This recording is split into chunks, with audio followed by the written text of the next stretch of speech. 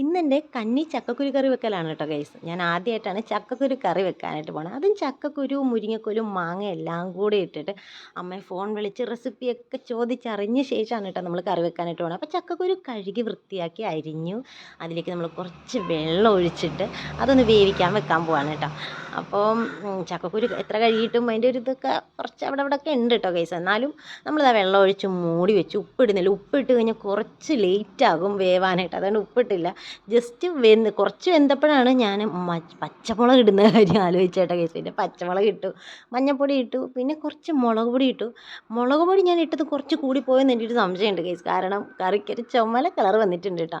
എന്നാലും സാരമില്ല. നമ്മൾ പച്ചമാങ്ങ അരിഞ്ഞു. പച്ചമാങ്ങയല്ല കേട്ടോ കേസ്, പച്ചയാണെന്ന് പറഞ്ഞ് പറിച്ചുകൊണ്ട് വന്നത് ചെനച്ച് പോയിട്ടുണ്ടായിരുന്നു കേട്ടോ. അപ്പോൾ നമ്മുടെ മുരിങ്ങക്കോലും പച്ചമാങ്ങ നമ്മൾ റെഡിയാക്കി. പച്ചമാങ്ങ പകുതിയും ഉള്ളിലേക്കാണ് കേട്ടോ കേസ് പോയത്. നല്ല ടേസ്റ്റ് ഉണ്ടായിരുന്നു. പിന്നെ നമ്മൾ തിളച്ച് വന്നപ്പോഴത്തേനും പച്ചമാങ്ങയും മുരിങ്ങക്കോലും ഇട്ടപ്പോൾ നമ്മുടെ ചാറ് വറ്റിപ്പോയിട്ടോ കേസ്. സോറി, നമ്മുടെ വെള്ളം വറ്റിപ്പോയി. പിന്നെ ഞാൻ അതിനകത്തോട്ട് ഇതൊന്ന് കൂട്ടി ഇളക്കിയ ശേഷം കുറച്ച് വെള്ളം ഒഴിച്ചു കൊടുത്തു കേട്ടോ കേസ്. പച്ചവെള്ളം ഒഴിക്കരുത്, ചക്കക്കുരു പിന്നെ കല്ല് പോലെയാകും, വേവത്തില്ലെന്ന് അമ്മ ഒരു 100 വട്ടം ഫോൺ വിളിച്ച് പറഞ്ഞിട്ടുണ്ടെങ്കിലും ഞാൻ മൈൻഡ് ചെയ്തില്ല കേട്ടോ കേസ്. കുറച്ചുകൂടി വെള്ളം ഒഴിച്ച് ഞാൻ ദാ ഈ ഒരു രീതിയിൽ തിളപ്പിച്ചു കേട്ടോ. ഇനി നമുക്ക് നമ്മുടെ അരപ്പ് ചേർക്കാവേ. അരപ്പെന്ന് പറഞ്ഞു കഴിഞ്ഞാൽ അതിനകത്ത് കുറച്ച് മഞ്ഞൾപ്പൊടിയും കൂടെ ഇട്ടിട്ടാണ് നമ്മൾ തേങ്ങ അരച്ചെടുത്തേക്കണം. അത് നേരെ ഇതിനകത്തോട്ട് ഒഴിച്ചു കേട്ടോ ഗൈസ്. ഒഴിച്ചിട്ട് ഇനി നമ്മൾ നന്നായിട്ട് മിക്സ് ചെയ്യണം അല്ലേ.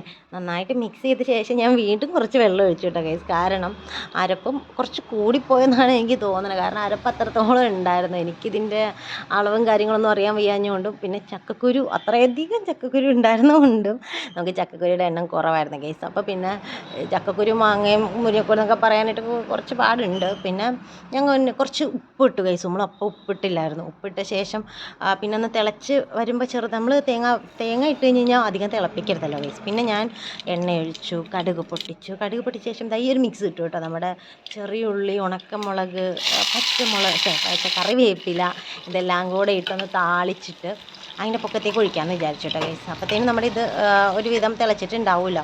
അപ്പോൾ തിളച്ച ശേഷം നേരെ അതിനകത്തോട്ട് ഇതൊഴിച്ചിട്ട് കണ്ട ഗൈസ് നന്നായിട്ട് തിളച്ചിട്ടുണ്ട്.